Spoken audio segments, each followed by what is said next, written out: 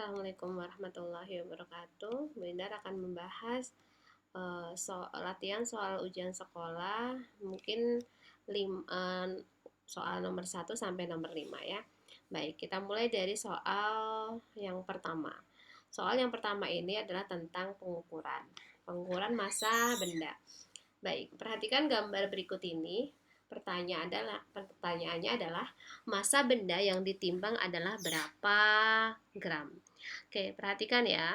Jadi ini ada sebuah neraca dua lengan. Jadi neraca ini akan bekerja ketika dua lengannya itu seimbang kanan dan kiri. Sehingga kita bisa menentukan massa dari benda ini ya. Massa dari benda ini berapa? Baik, yang diketahui adalah lengan kanannya ini ada 4 ada anak timbangan nomor 4, 3, 3 dan 2. Jadi prinsip kerja dari timbangan adalah antara lengan kiri dan kanan adalah sama. Lengan sebelah kiri ada M ditambah massa benda yang anak timbangan yang pertama adalah 100 gram. Nilainya sama dengan lengan kanannya ada anak timbangan 4 ada 1 kilo.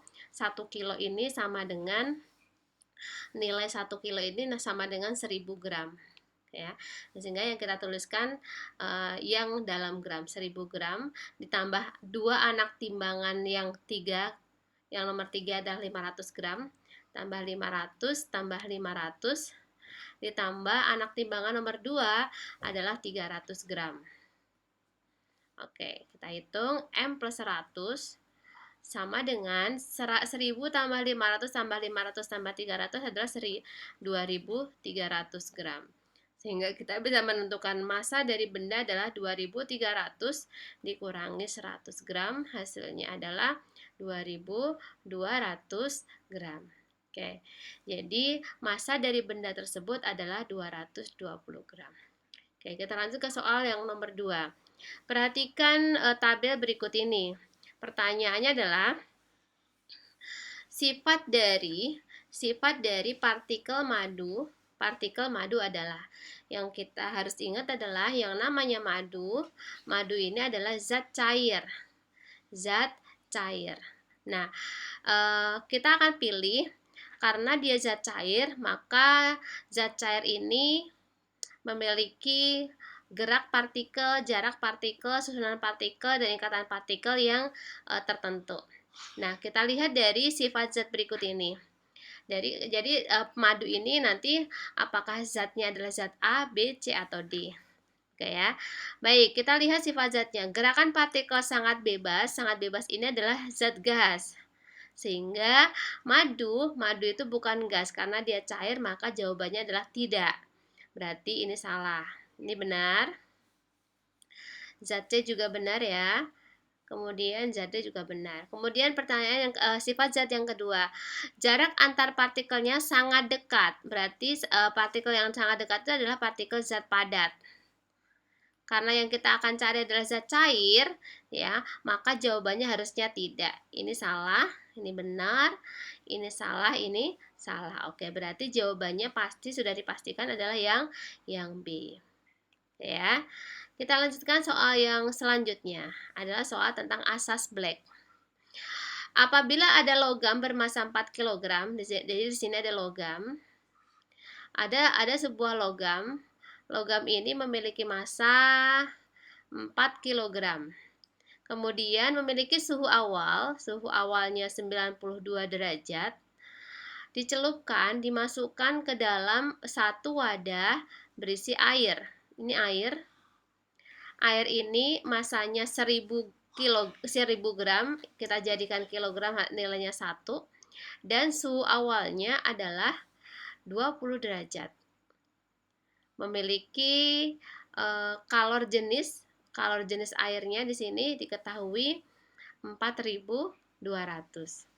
Nah, ketika logam ini masuk ke dalam air, maka kedua zat tersebut akan memiliki suhu yang sama, namanya suhu keseimbangan. Nilainya adalah 52 derajat. Nah, dalam hal ini, logam yang panas ketika dimasukkan ke air yang lebih dingin, maka dia akan melepaskan kalor. kalornya akan diberikan ke air sehingga suhunya turun dari 92 menjadi 52. Jadi perubahan suhu yang dialami oleh logam adalah 92 dikurangi 52. Hasilnya 40 derajat. Sedangkan air karena dia mendapatkan kalor dari logam, maka suhunya naik dari 20 menjadi 52. Sehingga perubahan suhu yang dialami oleh air adalah 52 dikurangi 20. 52 dikurangi 20 hasilnya adalah 32 derajat. Pertanyaannya adalah berapakah kalor jenis logam tersebut? Yang ditanyakan adalah kalor jenis logamnya berapa. Oke, untuk mencari kalor jenis logam kita menggunakan persamaan asas Black, yaitu kalor yang dilepaskan oleh benda yang bersuhu tinggi sama dengan kalor yang diterima oleh benda yang bersuhu rendah. Yang melepaskan kalor adalah logam, yang menerima kalor adalah air. Nah, energi kalor yang dilepaskan dan diterima hanya digunakan untuk mengubah suhu masing-masing benda.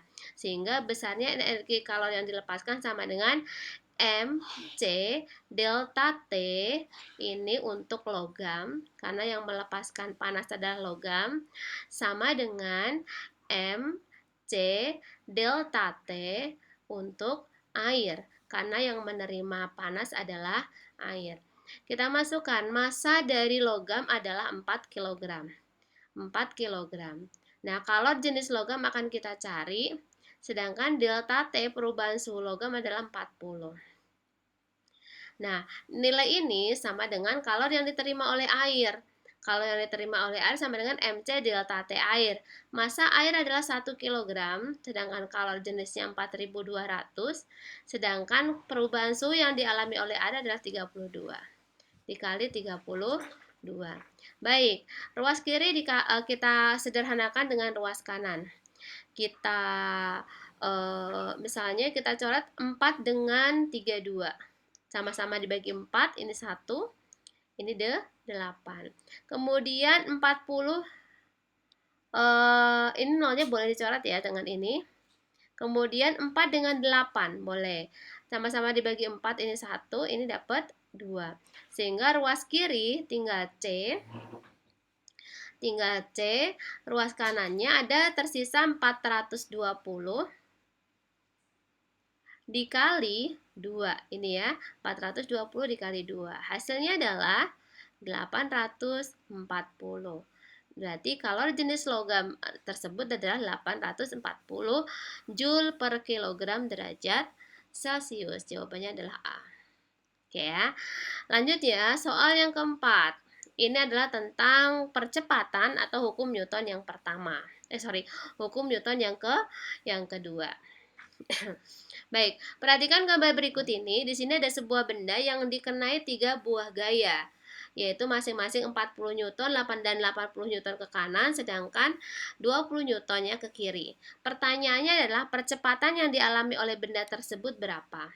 Baik, sesuai dengan hukum Newton yang kedua, hukum Newton 2. Hukum Newton 2 ini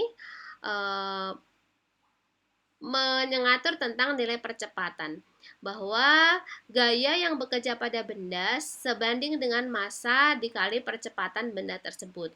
Ini adalah gaya, besarnya gaya yang bekerja pada benda, M-nya adalah massa benda, dan A-nya adalah percepatan yang dialami oleh benda tersebut.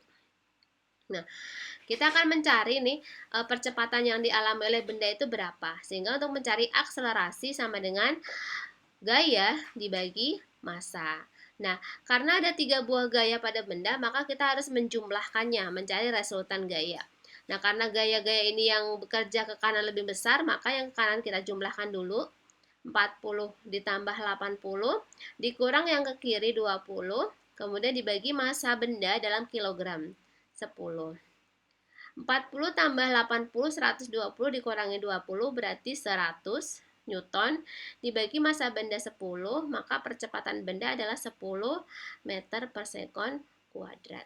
Berarti jawabannya adalah yang D. Ya. Oke, soal kelima. Perhatikan tentang usaha. Usaha ini adalah Besarnya gaya yang bekerja pada benda dikali perpindahan benda. Ini adalah cara mencari usaha.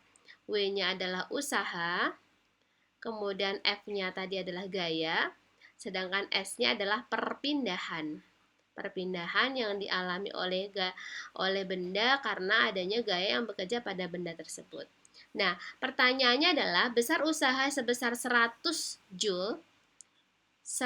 Joule bekerja pada benda-benda pada gaya-gaya berikut ini. Mana nih dari A, B, C, dan D yang memiliki usaha sebesar 100 Joule. Baik, kita cari satu-satu. Yang pertama, besarnya usaha adalah gaya kali perpindahan. Gayanya adalah 5 dan 25, arahnya searah, berarti kita jumlahkan 5 tambah 25 kali perpindahannya adalah 5. 5 tambah 25 adalah 30, kali 5 adalah 150. Oh, berarti bukan yang kita cari, karena yang kita cari adalah yang nilainya 100. Berarti ini salah. Kemudian yang B, usahanya adalah gaya kali perpindahan. Gayanya karena dia berlawanan arah, kita kurangi. 25 kita kurangi 10, hasilnya kita kalikan dengan perpindahannya 10 meter. 10 meter. Oke, 20 dikurangi 10, 15, 15 kali 10, 150. Oh, ini jawaban yang salah karena yang kita cari yang 100 Joule. Lanjut yang ketiga, yang C. Jumlah gayanya adalah karena searah, kita tambahkan 20 tambah 5. Kita kali perpindahannya 20 meter. 20 tambah 5 adalah 25, kali 20 adalah 500. Ini juga salah karena yang kita cari adalah yang 100 Joule. Nah, kita coba yang D. Jumlah gayanya adalah 20 dikurangi 15 dikali perpindahan yang dialami adalah 20 meter. 20 dikurangi 15 adalah 5, 5 kali 20 adalah 100. Berarti jawabannya adalah yang D. Oke, terima kasih banyak. 5 soal dulu, kita lanjutkan nanti di video berikutnya. Terima kasih. Assalamualaikum warahmatullahi wabarakatuh.